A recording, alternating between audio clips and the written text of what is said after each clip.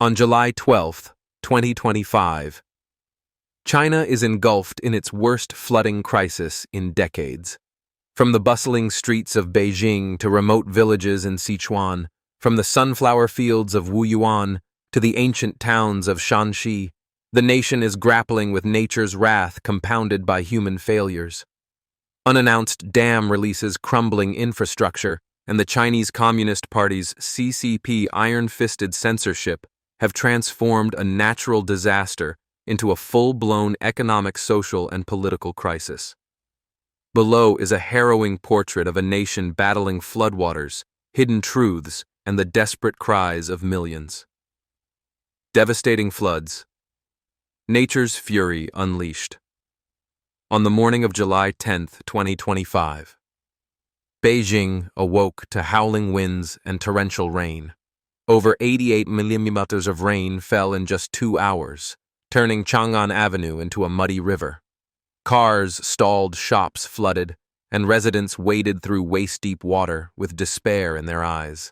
Heart-wrenching images flooded social media, a mother carrying her child through rushing waters, an elderly man trembling with his cane amid the storm, a stark reminder of humanity's fragility against nature. But Beijing was not alone. In Xiamen, 343.9 millimeters of rain fell over 3 days, submerging major roads like Hubin South Road and Lianqian Creek under more than 20 centimeters of water. Cars were submerged up to their roofs and traffic slowed to a crawl, averaging just 30.08 km/h during rush hour. Netizens bitterly dubbed Xiamen a city floating on the sea as rescue workers struggled with the city's inadequate drainage system. In Wuyuan County, Inner Mongolia, hailstones the size of eggs and 150 millimeters of rain turned the region's iconic sunflower fields into a sea of mud. Farmers stood in silence watching a year's worth of crops vanish, their hearts heavy with loss. Unannounced dam releases a silent crime. At the heart of the 2025 disaster lies a sinister truth. Unannounced dam releases, particularly from the Three Gorges Dam, once a celebrated feat of engineering, now a deadly threat. On July 16th, the dam opened 11 floodgates, releasing 52,000 cubic meters of water per second downstream, pushing Dongting Lake and Poyang Lake to critical levels. In Xiangfen County, Hubei water levels surged by over 2.5 meters after 350 millimeters of rain combined with sudden dam discharges. Over 18,000 people were evacuated, leaving behind homes, businesses, and livelihoods swept away by the flood. In Xiaoluo Town, Sichuan, the tragedy was even more heart-wrenching. In the dead of night, an upstream dam released water without warning. No sirens, no evacuation orders, no communication. Floodwaters rushed into homes, barns, and storage rooms, washing everything away. One farmer lost over 40 pigs in minutes, while a father barely managed to carry his child to the rooftop, watching helplessly as his wife was trapped in the bathroom. Why did they release the water at night? Why no warning? The people of Xiaoluo cried out, but their questions went unanswered. Homes were reduced to rooftops, poking out of the dark waters like graves in a sea of despair. In Shanxi, the ancient town of Manquan was engulfed by flash floods in just 20 minutes. Thick mud swept away refrigerators, furniture, and the town's cultural heritage. While officials reported no casualties, The material losses were immeasurable. Residents climbed onto rooftops, awaiting rescue in fear, as videos circulating online showed cars buried in mud like toys.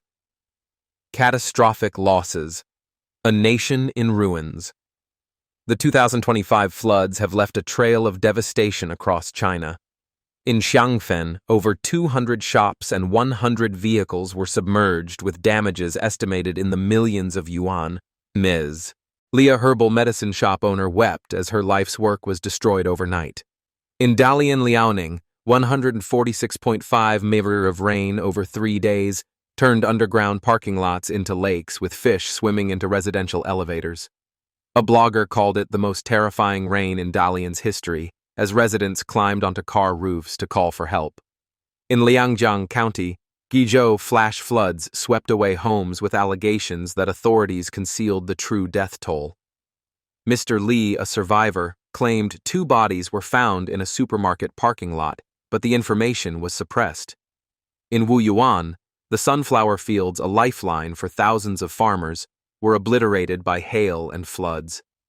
An 80s generation farmer lamented, "We toiled alongside our parents to plant and harvest. But this year, when the harvest was near, all we have left is mud." The economic toll extends beyond personal losses. In Chengdu, floodwaters inundated subway stations and high-tech zones, submerging dozens of vehicles and paralyzing traffic. Dam releases from hydropower plants like Dushu in Hunan swept away crops, fish cages, and marinas, devastating agriculture and tourism. Estimated damages in some areas exceed 3 million yuan, but government compensation plans are woefully inadequate, offering little solace for lives and livelihoods lost. Failing infrastructure. A man-made disaster. The 2025 floods are not just nature's doing, but a consequence of poor management and crumbling infrastructure. Flood defenses in regions from Sichuan to Henan, built with substandard materials, buckled under the pressure. In Xinwen County, Sichuan newly built riverbank railings cracked, cement peeled away, and so-called engineered flood barriers were little more than fragile dirt and stone. A local resident asked bitterly, "This dirt crumbles in your hand. How could it be used to build a dam?" In Xiamen, the city's outdated drainage system failed to cope with heavy rain. Netizens mocked the city as Mudanjiang's annual swim, with roads turning into rivers and cars submerged up to their roofs. Authorities deployed over 300 rescue workers and 50 water-pumping vehicles, but receding waters were slowed by tidal influences, leaving the city in chaos. "Every big rain Xiamen floats," one resident quipped. The Three Gorges Dam. The world's largest hydropower project epitomizes these engineering failures. Water level fluctuations between 145 and 175 meters have cracked clay soil, triggering landslides along reservoir banks. Dr. Wang Weiluo, a water expert, revealed that dam releases are often done covertly, sometimes at midnight, to protect the reservoir and evade accountability. "They sacrifice downstream communities to save upstream," he said. Villages in Hubei and Hunan were submerged, leaving thousands homeless and destitute. The CCP's secret censorship and propaganda. Behind the floodwaters lies a relentless propaganda machine. The CCP tightly controls information about dam safety, casualty figures, and water levels. Live streams exposing dam releases are swiftly removed, while senior officials like Vice Premier Zhang Guoqing remain absent from disaster zones. Commentator Li Lingyi noted that since Xi Jinping's rise, leaders no longer visit flood-hit areas as they once did. "They only show up when the waters recede for photo ops," she said. Relief efforts are often performative, with central teams handing out instant noodles and small cash envelopes like alms. In Nanyang, Henan, authorities initially denied releasing water from the Yahao Reservoir, only admitting it under public pressure. Dr. Wang Weiluo called China's flood risks a gray rhino, obvious dangers ignored. With nearly 100,000 reservoirs nationwide, at least 40% are unsafe due to hasty construction and lax inspections. "A government not elected by the people doesn't prioritize their interests," he said. Climate scientist Peter Gleich emphasized the enormous environmental damage from the Three Gorges Dam, while Michael Oslin from the Hoover Institution warned that a major dam failure could be a fatal blow to the CCP's legitimacy. Yet instead of releasing transparent data or improving infrastructure, the government focuses on suppressing information, downplaying the disaster's scale, and blaming rare storms. Social anguish. Silent cries for help. The 2025 floods have ignited public outrage, but voices are often silenced. In Liangjiang, Guizhou residents accused authorities of hiding the true death toll. They call it a natural disaster to dodge responsibility, said Mr. Li, a survivor. In Baoji, Shanxi, Ms. Liu fumed. They let the river swallow our homes to save their dam. Images of officials in life vests posing on rubber boats in shallow water were mocked online as rescue theater. In Wuyuan, a farmer stood amid his flooded sunflower fields, choking back tears. We're farmers' children working the land with our parents. This year all we have is despair. In Xiamen, a netizen lamented, "My newly built basketball court is gone. Brand new equipment all lost."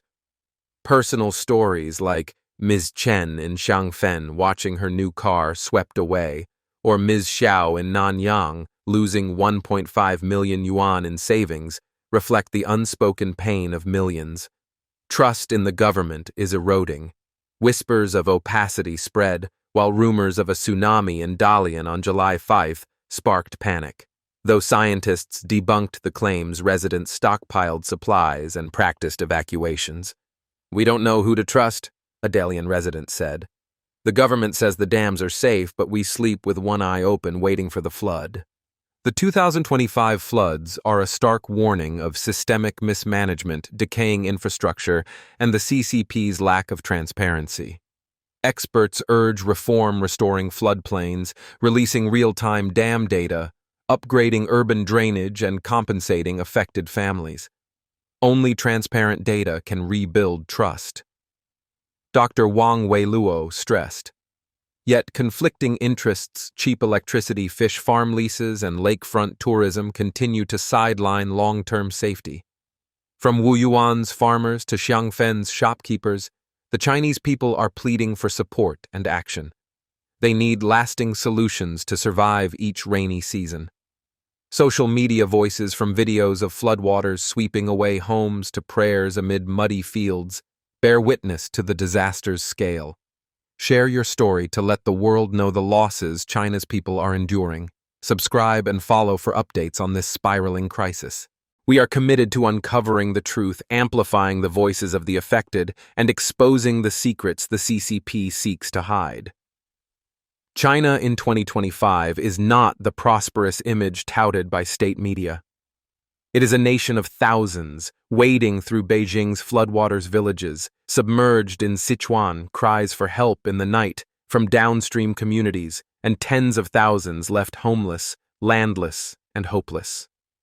Floods, unannounced, dam releases, and CCP censorship have painted a grim picture of a country facing a multidimensional crisis. The rains will fall again, the floods will return, but the most pressing question lingers. Who will protect the people before all is lost to silence once more?